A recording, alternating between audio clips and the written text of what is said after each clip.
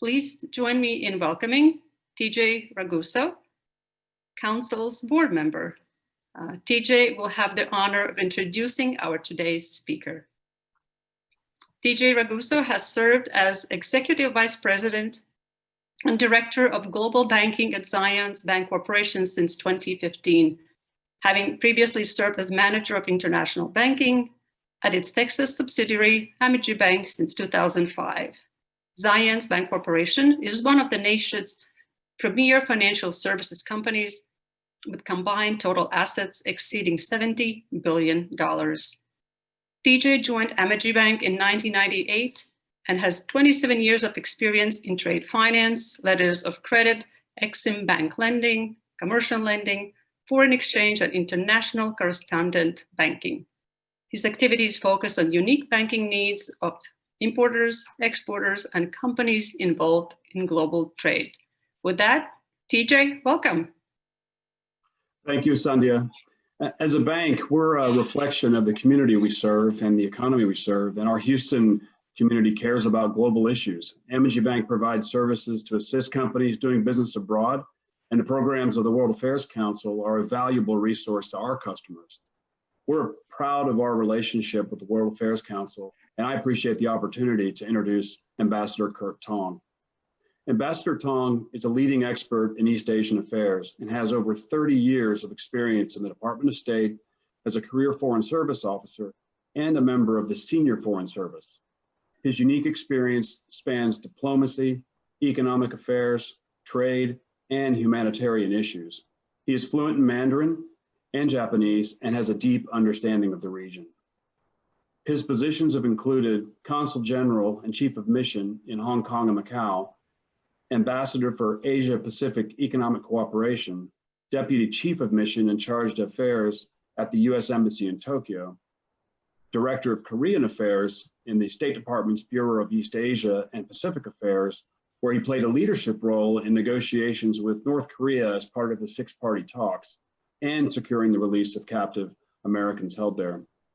Also, Principal Deputy Assistant Secretary for Economic and Business Affairs at the State Department. And finally, Ambassador Tong received the Presidential Meritorious Service Award for his achievements in 2011 and 2018. Ambassador Tong, thank you for joining us and for sharing your perspectives on U.S.-China relations. Thank you. It's great to be here. Thank you very much, Sandija, and thank you very much to TJ Raguso and everyone at Amegy for TJ, a longtime board member, and Amegy, an incredible host of the council. Many of you have appreciated and had the pleasure of being in their incredible conference room with the great views there on the West Loop. So thank you very much, TJ. Ambassador Tong, thank you so much for joining us. It's an interesting evening, and I want to thank all of our members and students and guests for attending. I know a lot of you probably might want to be tuning into election coverage. As we speak, it's still, I suppose, up in the air with regards to who wins. So later when we discuss the outlooks, I suppose we'll still talk about the different possibilities, whether Trump maintains the office or Biden becomes the next president. But Ambassador Tong, as TJ noted, you have an incredible amount of experience in East Asia and a lot of deep experience with China in particular. The U.S.-China relationship obviously has varied enormously, obviously at an incredible low during the Korean War. Nixon, obviously there was a time of kind of an opening up and kind of a rapprochement to a degree. But maybe just kind of bring us into kind of more recent years. Could you maybe take up, I suppose, in the late 90s when it was that in the Clinton administration, there was a push to help China join the WTO and also gain most favored nation status. And I suppose at the time, within the United States, with regards to our foreign policy, what were the hopes that China would, change some of its trade policies, reduce some of its tariffs, and that perhaps some of these steps towards a more open market economy might lead to political openings down the line? What were the thoughts at the time? And I suppose, 20 years later, it's obviously difficult in hindsight. Where do you think those steps led to? Right. So that's a great way to start the conversation, because if you look at the long-term trajectory of China's economic development policy as the People's Republic of China, starting in 1949, it's been an up and down, a bit of a roller coaster ride in terms of where China has gone. Throughout that period, it's been the most populous country in the world. Throughout that period, it's been a country with a long history of dominating the East Asian regional economy up until the mid 19th century. And so it was, no surprise, I think, to the rest of the world that eventually, even under Communist Party leadership, China got around to the business of opening up to the rest of the world and finding its place in international affairs. And as they did so, they found that the Leninist approach to economic management was serving them poorly, and that they had not grown during the initial 30 to 40 years of communist rule, and that they wanted to grow. And they adopted the viewpoint that in order to do so, they needed to change. They needed to open up to foreign investment, allow market forces freer reign in terms of how the Chinese economy operated, and open up to trade, and with the hope of becoming a major exporter, and then following the same path as previously taken by Japan and other East Asian economies of using exports to fuel rapid growth. Well, that's what they did.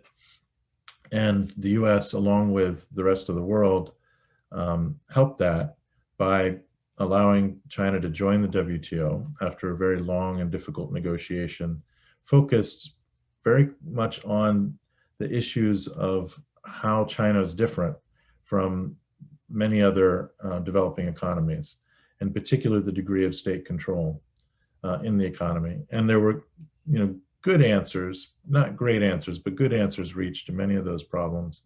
And China was admitted to the WTO. So at the time, as you're asking, the hope was that China would then, on its own, without negotiation, continue a path of reform and opening, and and having a foreign economic policy and an internal economic policy that was more consistent with the rest of the world. Well, that kind of happened, and it kind of didn't. And it happened to some extent, but in many issues, China continued to be very much a state-controlled type policy environment. And the other hope, as you alluded to, was that economic opening would also lead to a relaxation of the Leninist-style political system of one-party rule and tight control over information and political activity. And that did not develop. There were inklings of that, and I served in Beijing in the late 90s and early zeros, and there were inklings of that, and China was experimenting with many of those ideas, but it didn't go as far as the international community hoped. So fast forward to today, where we've got an enormous trade deficit with China, and but more importantly, feel threatened by China, both militarily, diplomatically, and in terms of its external economic throw weight. And a lot of people in Washington and elsewhere have been kind of doing that thing where you hit yourself in the back, self-flagellating, saying we should this was a mistake. We should never have let them into the WTO. How could we have been so foolish? And that's kind of not a very intelligent argument, in my opinion. I mean, the international community really didn't have an option to keep the world's largest country out of the global trading system. The question is whether, all along the way, the international community pushed hard enough on China to get concessions in how it operated. And were those expectations realistic in the end? Or would China, because of its size, be able to adopt a model that wasn't consistent with international rules? And somewhere, again, the answer is somewhere in between. And that's where we end up where we are. So I don't think that it was a mistake to have China become part of the rest of the planet economically, but we got a problem. We got a problem with China being a significantly state-managed economy in this day and age. And there are other state-managed economies out there, but none of them are, of the same size as the United States, or very, very large, and it's a problem, and we've got to figure out a way to address it forthrightly, either by pushing again to get China to change, or by taking measures to, if you will, adjust for the fact that China is playing by different rules, by taking some protection measures. And so you've seen a mixture of policies on that front. And I gave you a long answer on that, but I think it's a useful laydown. Yeah, and we'll get into more details of that as well. And just, you might see on the screen, one of my colleagues has put up 2 questions, something new we're introducing, 2 quick poll questions to gauge the audience, see what you guys are thinking. One with regards to Taiwan and one with regards to economic sanctions in China. But as you mentioned, Ambassador, the relationship with China has changed. Obviously, the degree of economic growth in China has been unprecedented. It's been enormous. Is it perhaps fair to say, and kind of relative to say 15, 20 years ago, maybe even 10 years ago, that perhaps the U.S. perspective on China has, I don't want to put things in such basic terms to simplify it, but gone from one of collaboration to perhaps needing more to view China with regards to a competitor? I think that's right. The buzz phrase these days that lots of people are using with respect to China is that it's a strategic competitor. And that doesn't shock the Chinese when they hear it. They, in some ways, have a similar mindset toward the United States. They see the U.S. as the strength of the United States and the strength of its alliance relationships in the Western Pacific, and its dominance of global financial markets, of the global economy, of international institutions as, if not a threat, at least a hindrance to the expression of Chinese power. And you flip that on the other way around, and the US kind of feels the same way about China. So it's natural for 2 countries which are not like-minded on many issues to end of equal size economically, not equal capability militarily yet, or diplomatically, or in terms of soft power, but China's big. It's natural for there to be a little bit of a sense of competition. The question then is, how is that managed going forward? And that gets you into the realm of what the right policy approach is. We've done a bit of lurching around over the last 2 decades, including in the last few years, of trying to grab what's the right formula for dealing with a strategic competitor, but with one which is very different from the former Soviet Union, in the sense that it is a active and important and necessary and attractive participant in the global economy. So the idea of containing China is a fool's errand. The question is whether you can guide it, compensate for its negative externalities, is the term that economists would use to describe the ways that China screws up the system globally, and at the same time, continue to trade, continue to have people go back and forth, continue to learn from one another, and get along. Well, it doesn't have to be a love affair, right? And so it's a mistake to go jumping back and forth between panda hugging and China bashing. And frankly, in the Trump administration, we've seen elements of both. And it's good to have a steady understanding and find areas for cooperate where you can, conflict where you must, and then try to negotiate the heck out of a lot of other issues, both directly or indirectly through alliances and partnerships with other countries. Okay, yeah, great perspective. And before we get into some specific kind of foreign policy issues, some of the bigger issues in the recent years between the US and China, just looking at China itself, especially under President Xi,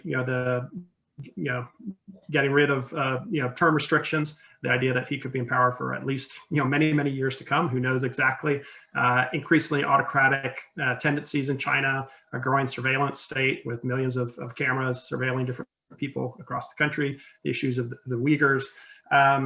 Do you think going forward, whatever approach the United States takes, whoever is president to China should just make the assumption that in the next 5-10 years, China will be at least as autocratic, and if not possibly more, in its perspectives and its own foreign policies? I think that's probably a good starting point for planning. I mean, one can hope that China might, that voices within China that are, and there are voices within China that are unhappy with the degree of state control that's being exerted over society or the economy, start to have some impact on policy. But there aren't many signs of that right now. And so it makes sense. And, as you said, President Xi has quite clearly telegraphed that he tends to stick around for a while. So yeah, I think that is a safe starting assumption. And then where do you go from there?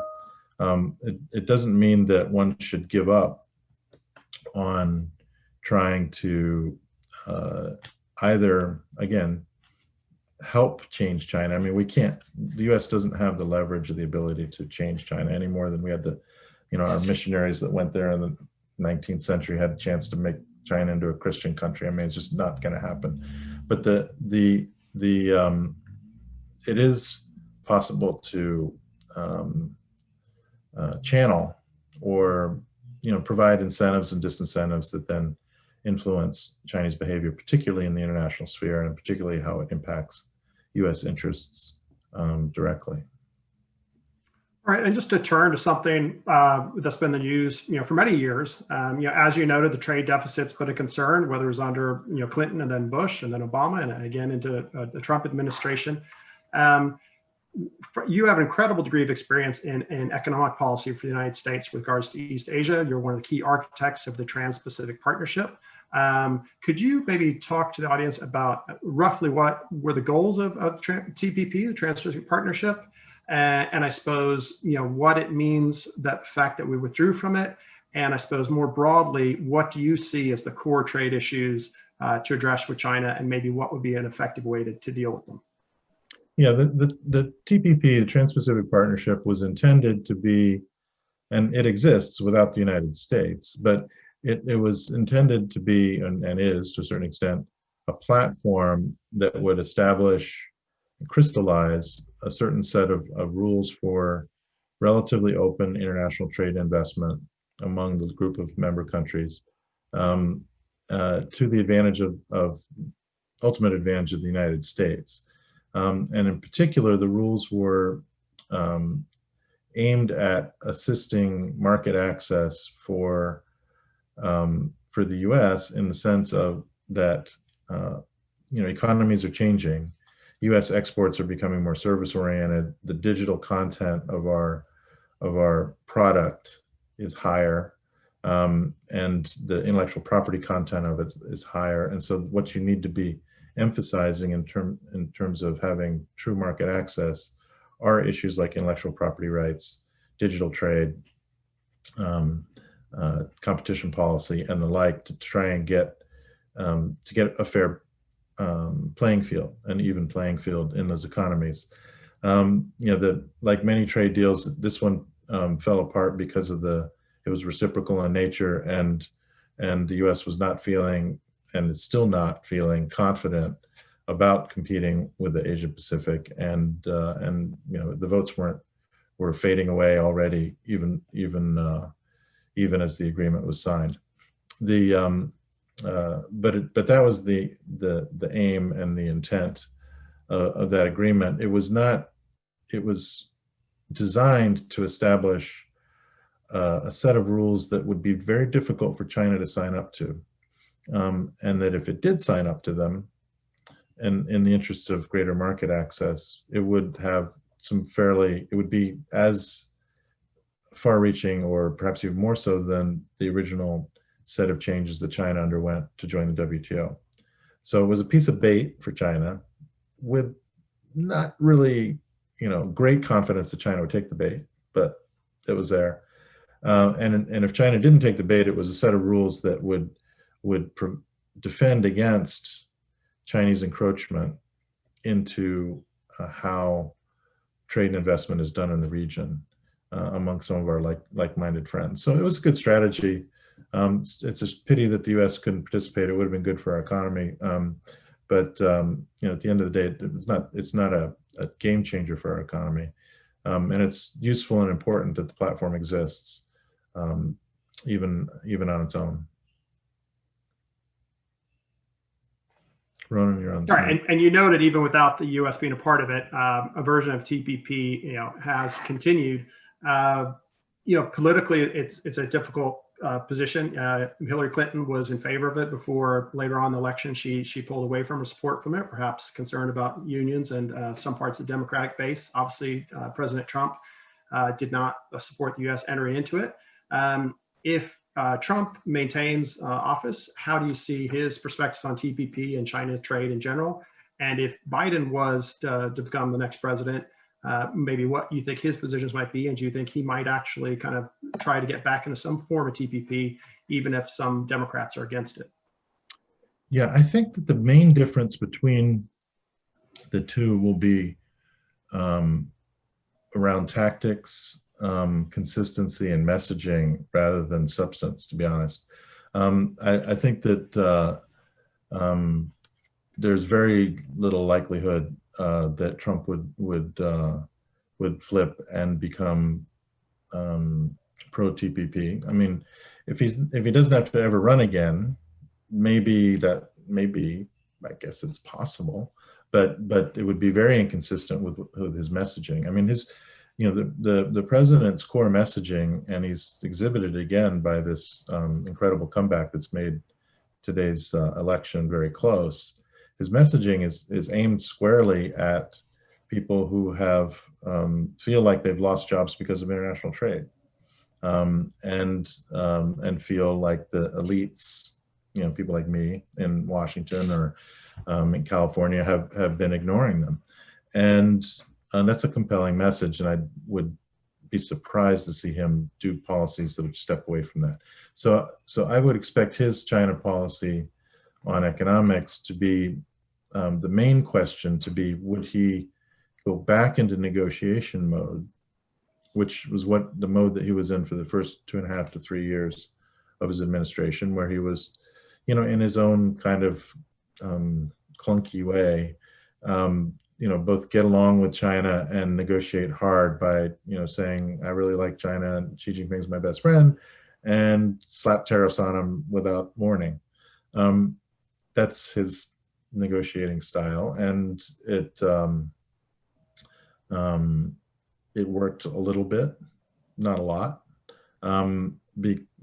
Consistency in messaging and clear goals were a real challenge for the Trump administration. They didn't really, lay out very clearly what exactly they really needed, and then didn't really find a roadmap to get there.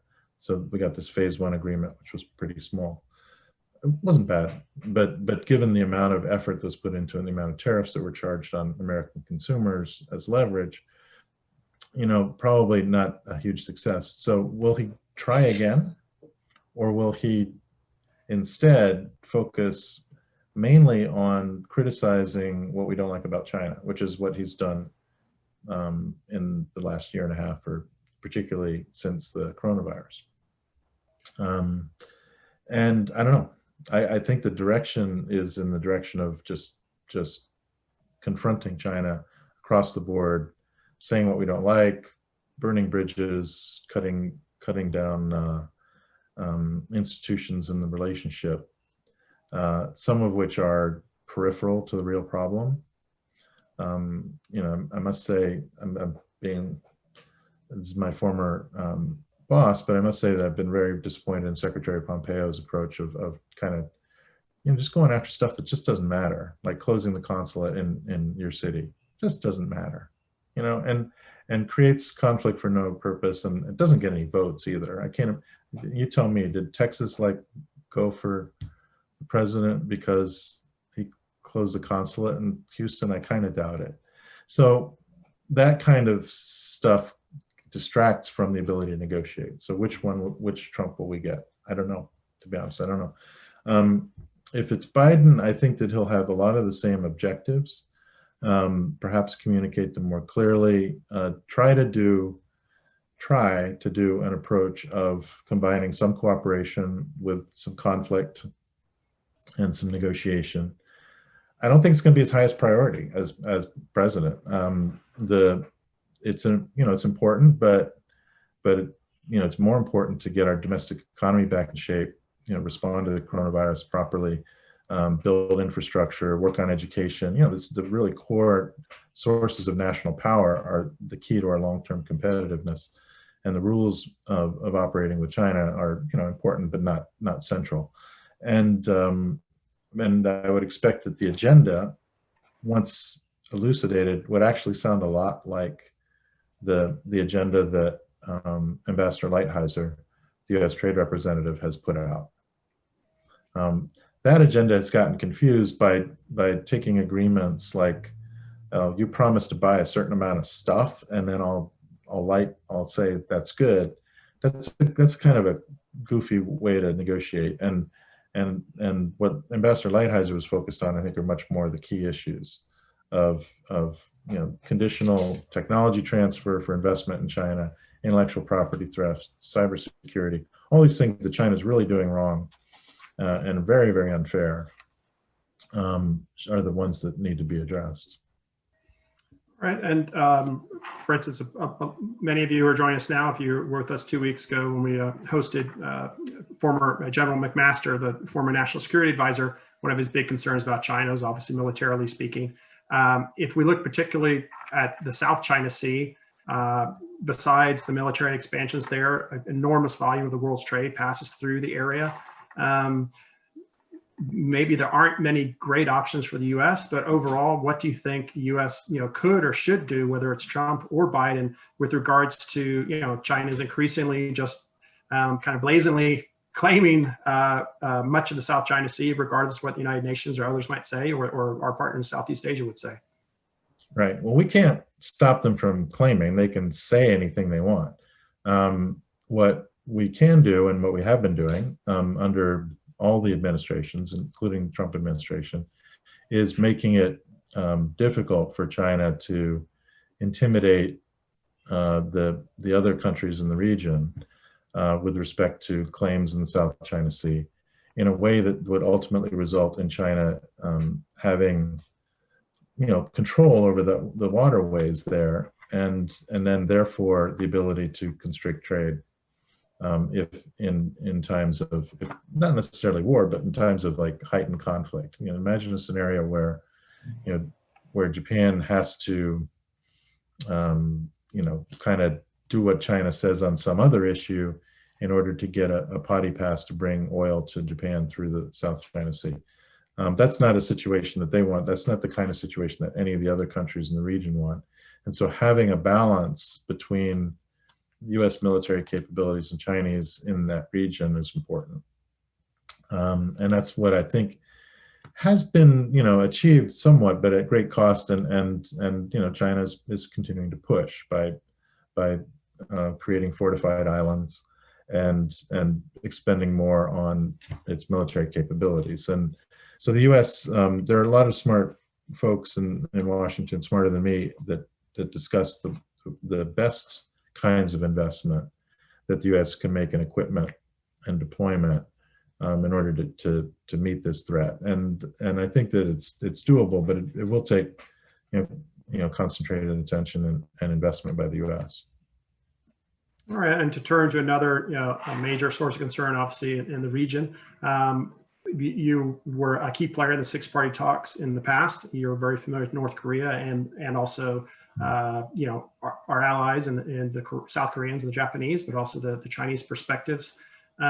Maybe first, could you talk about, with regards to China, perhaps people may not realize they get frustrated with North Koreans. They have a degree of influence, but maybe you could talk about how much control they do or do not have. And then if at the end of the day, if the Kim regime feels nuclear weapons are key to prohibiting regime overthrow, how much can we actually really expect to change their status as a nuclear state? And secondly, with regards to China, they don't like having 30,000 American troops in South Korea, and they really don't want to have 30,000 troops in North Korea. How do you convince China that it's in their best interest to have a denuclearized North Korea, especially if the regime falls? You could have millions of refugees that they don't want to deal with either. Yeah, China has enormous leverage over North Korea. It could shut down the North Korean economy within days, within weeks, by just closing the border to supply of energy. But it chooses not to do so because it doesn't want its own war with North Korea, which now has dangerous weapons, and it doesn't want North Korea to collapse or have a civil war, which it feels like South Korea might be able to take advantage of and push their boundary up next to China with a military relationship with the United States.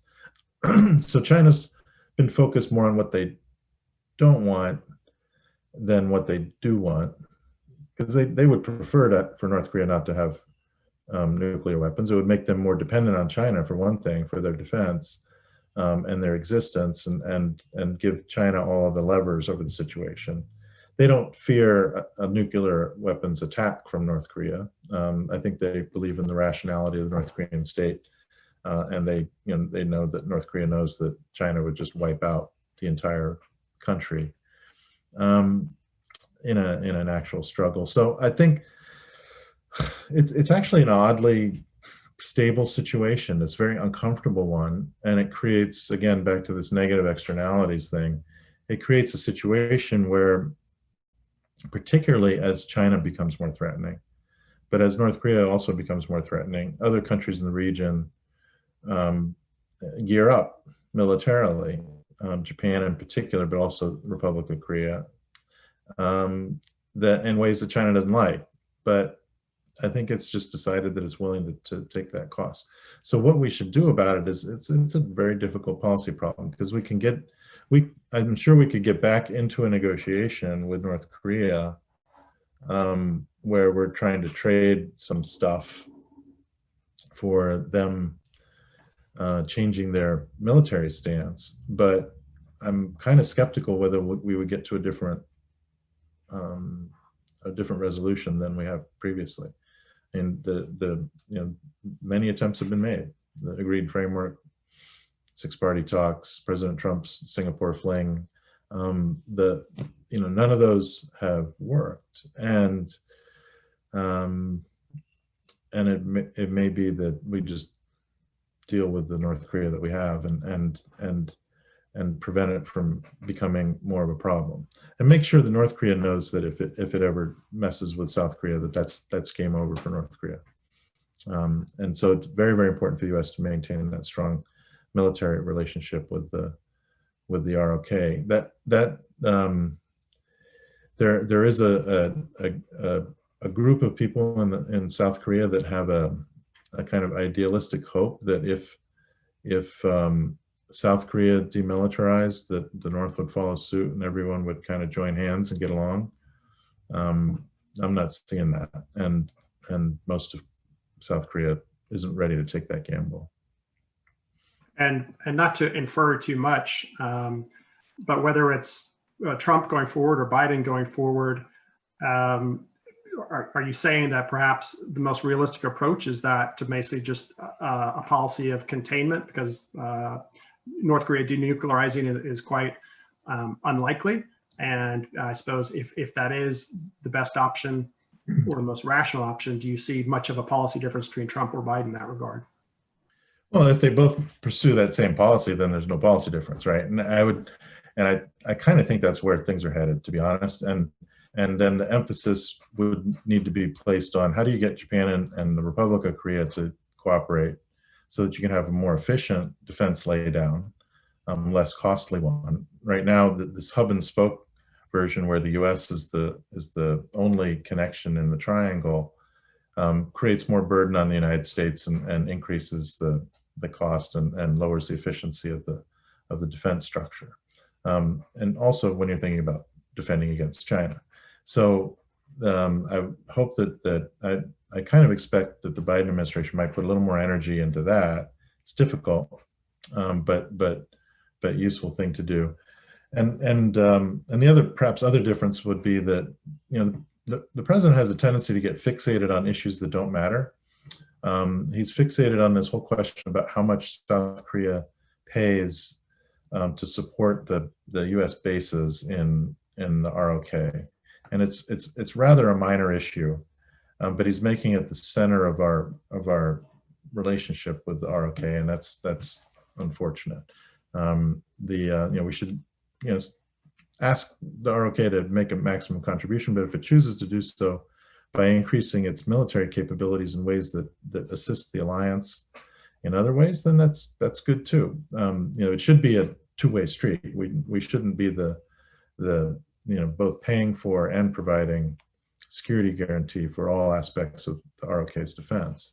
But fixating on this base thing is not the right approach. You touched on it, and you have a, you know, as we noted, a lot of experience in both countries, in South Korea and Japan. The kind of dual threat of a rogue state like North Korea being nuclearized, and also the incredible growth and strength of China economically and militarily. Do you feel in recent years either South Korea or Japan has come to question whether or not the United States would be committed to the defense of their countries? And if not, or they have concerns, or do you think either one would pursue their own nuclear program? So it's natural for them to constantly assess that, right? If you're, it's just natural. So, and they do. They're constantly looking to the United States, like, are you there? Is the U.S. there? And the U.S. generally does lots of work to both to reassure and reconfirm those relationships, and that's been largely effective. It's a big deal for either the ROK or Japan to go nuclear. For the ROK, it creates in a way a more unstable situation vis-a-vis the North, and vis-a-vis China, and the U.S. has, you know, longstanding policy has been to discourage that, very actively discourage that. And it, you know, of course, also abrogates international understandings and is bad for the entire global non-proliferation regime. And that's part of why the U.S. So strongly discourages it. And for Japan, there's a very strong anti-nuclear allergy, if you will, in the populace, even towards civilian nuclear power for electricity purposes. Some of that stems from the fact that Japan, you know, uniquely is a country that has actually been bombed by nuclear weapons, and and part of it's just the sort of pacifist tradition of the country. So again, it would be a big deal. I don't see them doing it in the next few years, but if in fact they felt like the U.S. was backing off, it's possible. Certainly Japan has the capability. They have the kinds of civilian nuclear plants that produce oodles of material that can very quickly be refined into weapons grade material. All right, and maybe just a last question before I turn it over to audience questions. You know, as the former U.S. Consul General in Hong Kong and your other experiences in China, you have a large amount of background and experience with regards to human rights concerns in China, whether it be, you know, the re-education camps hosting, you know, over 1 million Uyghurs in Xinjiang, the protests in Hong Kong, or, you know, the crackdown on Falun Gong. Overall, regardless of who's president, do you think U.S. policy that's critical and pushes for changes in human rights is effective in China, or from the Chinese perspective, it's such an ideological core concern that they won't listen to or be influenced by anybody? What do you think is a realistic approach to addressing those concerns? I think we should raise human rights concerns with China and push it, and even do things like sanctions to a certain degree, without, in ways that don't interfere with other aspects of our relationship, because it's the right thing to do. because we're the United States of America and we believe strongly in these values. And it has an impact on the way the rest of the world views China, diplomatically, economically, politically. And it has an impact on the way the rest of the world feels like what's the direction of human affairs. So if one just acquiesces in the world's largest country not respecting human rights without saying a thing, that tells the rest of the world that that's where it's going to be. You know, it's just going to be like that, and we're giving up on these principles, and that's not the right message to send. So yes, it should be a concern. We should also at the same time be realistic about our leverage and ability to change a country of, you know, almost 1.5 billion people. We do have limited leverage, and sometimes in our eagerness to find leverage or find punishments that get China's attention, we start creeping into things which are actually bad for us, and hurt our own national interests. And I don't think we should harm the interests of American citizens on behalf of Chinese citizens, as justifiable as that is in a moral sense, without any kind of sense that it's likely to have much impact. And you're absolutely right. I mean, China has this view of the world of concentric circles and sovereign territory. It very much rejects the idea that anyone should be telling them what to do inside their borders. And they want to have a lot of influence in the immediate, among their immediate neighbors, and then they want to have a lot of influence in the international community as well. Although their expectations for how much influence they can have and how much they can change the global system to fit their rules, I think is, you know, they try little things, you know, in how the global system operates, but I think are you know, realize that that's difficult for China, particularly given the unattractiveness of its development model and its governance model to the rest of the world. It's hard for them to really throw their weight around too far beyond their borders. But within the country, yeah, they're just not very flexible. And so the thing that has kept Hong Kong, the leverage for Hong Kong has always been, and still is, is reinforcing the idea in Beijing that you can't clamp down on freedom of thought and freedom of information, freedom of activity in Hong Kong and still have Hong Kong be a world-class global financial center and economic hub for China's interaction with the rest of the world. And, you know, China got this great gift from the Brits when Hong Kong was given back to China. They got a little piece of London inside China, and it's operated like London, and that's been really good for the Chinese economy. If you, what they're trying to do now is take away the freedom of expression and political discourse in the city without having it impact economic activity. And I think they're finding that there's difficulty with that, and they haven't gone all the way in clamping down on, you know, it's still very different level of freedom in Hong Kong than it is in the rest of China. And so I think, you know, everyone should be communicating to Beijing, the Hong Kong people, the international community, that if you mess with the city, it hurts Chinese interests in Hong Kong's vibrancy as a city. I'm not sure Xi Jinping believes that anymore, but a lot of people in China do, and even Xi Jinping is being a bit cautious. So we need to keep reinforcing that idea.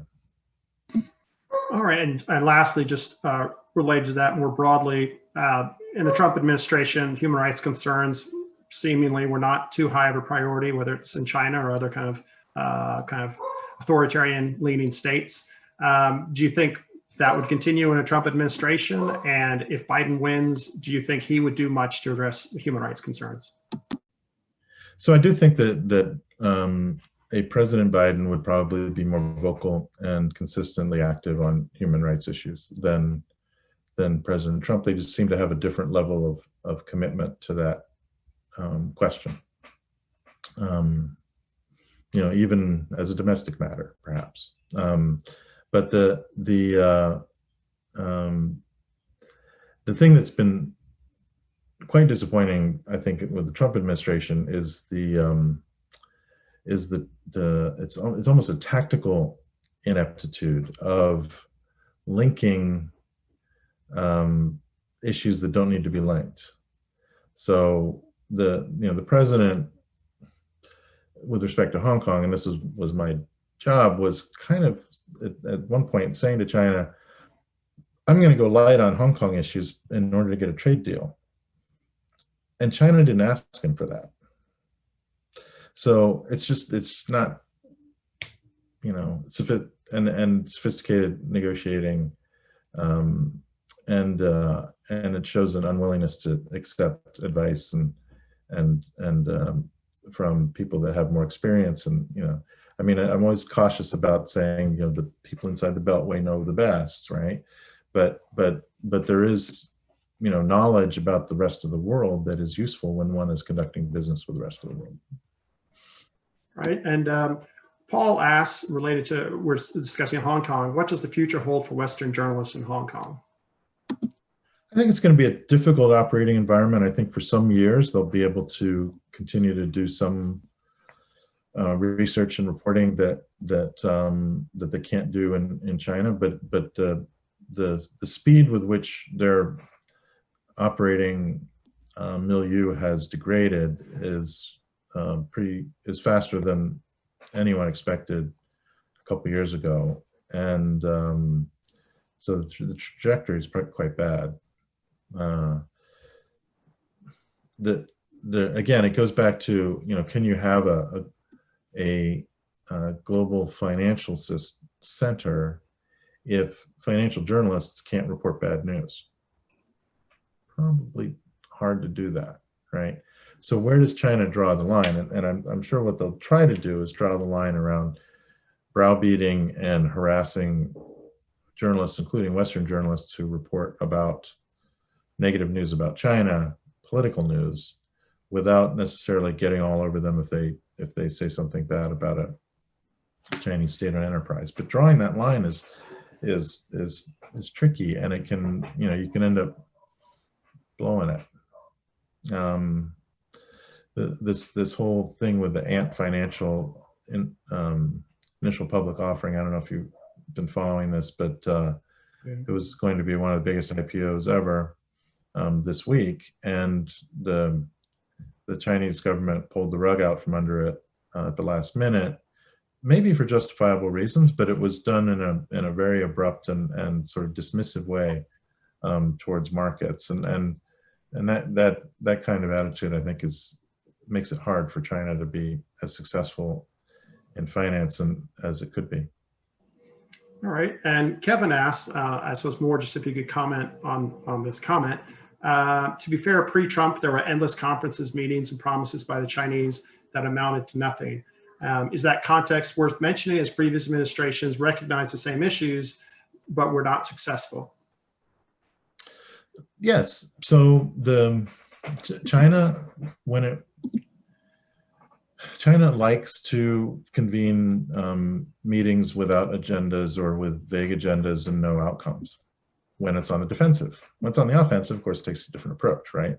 And so when one is negotiating with China, it is best to have leverage and a clear agenda and a timeline, like in any tough negotiation. And the U.S. in some of the dialogues was allowing them to be not as pointed as they might have been. But at the same time, actually having communication channels that meet regularly is useful. So I'll give you an example that I was personally involved in. There's this thing called Asia Pacific Economic Cooperation, APEC. It's a grouping of 21 countries that talk about economic issues. And most of the time, the meetings don't produce any outcomes. Now, that doesn't mean they're not useful meetings. Actually, it's good for leaders to get together. They get to know each other. They communicate about other stuff. They have, and it's a way to exchange ideas and understanding. It's all good. There's nothing wrong with meetings for meeting's sake. But that shouldn't be the exclusive channel if you're actually trying to accomplish something. When the United States hosted APEC, we took a different approach, and we set deadlines, used leverage, and created specific agendas, and we got some stuff done. It wasn't like didn't change the world, but it was good, and that's the right approach, is a combination of information exchange meetings. And in some areas of our relationship, it's important to have information exchange just for information exchange. Take disease control, right? Well, in our frenzy to say that purposeless dialogues with China were useless, we got rid of dialogues that, oh, wait, no, that actually would have been useful to have that communication channel with China about the coronavirus, and to have our people on the ground gathering information directly in the early stages of the outbreak. And there was a reason for that. And even though the reason wasn't apparent to skeptical type folks who were like sort of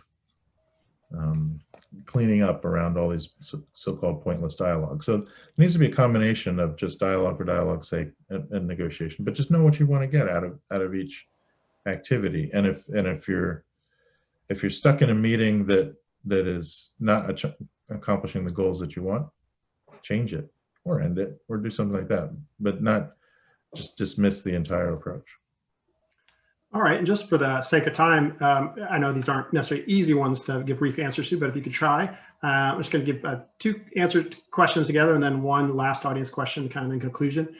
Jacob asks, did the U.S. guarantee Taiwan's security against China, directly coming to their aid in the event of an attack? And Tom asks, how would you recommend addressing Huawei's current 5G dominance?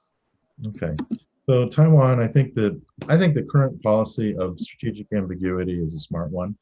And as long as it's combined with tactical non-ambiguity. So we need to be clear that we will provide the weaponry that for purchase, not like give, but allow Taiwan to purchase the equipment that it needs to defend itself. And we're not going to let China stop us with that. That's unambiguous. We should maintain a degree of ambiguity around the whole question about what exactly the United States would do in which scenarios with respect to Chinese aggressiveness or invasion or the like towards Taiwan, in order to maintain our flexibility and also not allow Taiwan to set the agenda, right? So it also would be seen as by China as something that they need to respond to. If the U.S. is no longer ambiguous about its strategic commitment to Taiwan, then China might feel that it needs to be unambiguous about its strategic commitment to taking Taiwan, and that's the risk involved. So I think we're in the right place. Just need to continue the weapons flow and maintain strong relationship, build it up more. On Huawei, it's clear that there's some risk from the Huawei equipment. So, we've already banned it from the United States. That's great. There are other countries we've discouraged them from investing in Huawei-based systems because we're not confident that it can be firewalled and that the equipment can be made safe. Fine. That's what we should do. Trying to then wipe out Huawei as a company is not a useful approach, in my opinion. I think keeping certain technologies from China, including Huawei, is a sensible policy if we can figure out which technologies and how to do it. But targeting a specific company for withholding of technology is, there's too many ways around that. And we keep applying more and more and more, and there will be other ways around it. And Huawei could go bankrupt, and then you got another, like Weihua will replace it. And so it's more important to figure out which technologies you want to control, and then is it possible, and if so, how to do it, and how to get other countries to go along with us. Okay, and for those of you who answered our 2 poll questions at the beginning, we'll be presenting the results from those, for those of you who selected those answers. And just lastly, a good question from one of our audience members to end on. Wakwar asks, with Chinese increasing economic and military power, it's getting bigger and bigger, while the US policy has not been effective. And there's no confidence that there will be. I suppose maybe more broadly, can you talk about what you think and what you hope is realistic for US policies with regards to China going forward? And in terms of deterrent? I think so, yeah. It's, militarily and economically, I mean, obviously they're very different from each other, but related. Right. So I think, the U.S. needs to maintain a strong and convincing military deterrent, both in its own defense, but also in defense of its allies in the region. Needs to push back on Chinese attempts to change global rules in the outer sphere from China. Prevent China from ordering around the other countries of the Asian region by having both our military presence and our economic and diplomatic presence in the region, and then engage really, really vigorously on bilateral economic concerns with a combination of market opening, trying to open the Chinese market, and some limited policies to, like technology controls, to try and prevent some of the the negative impact of China's growth. All right. Well, I just want to say thank you all very much for joining us, and particularly thank you to TJ Raguso and Amegy Bank for their long and great support of the Council. And I want to thank everyone at the Asia Group for helping putting this together, and in particular, Ambassador Tong, thank you so much for joining us today, and more importantly, thank you so much for your lifetime, your entire professional lifetime of service to the United States and as a key diplomat for the nation. Thank you very much, and we'd love to host you again, perhaps next year if we're lucky, in person.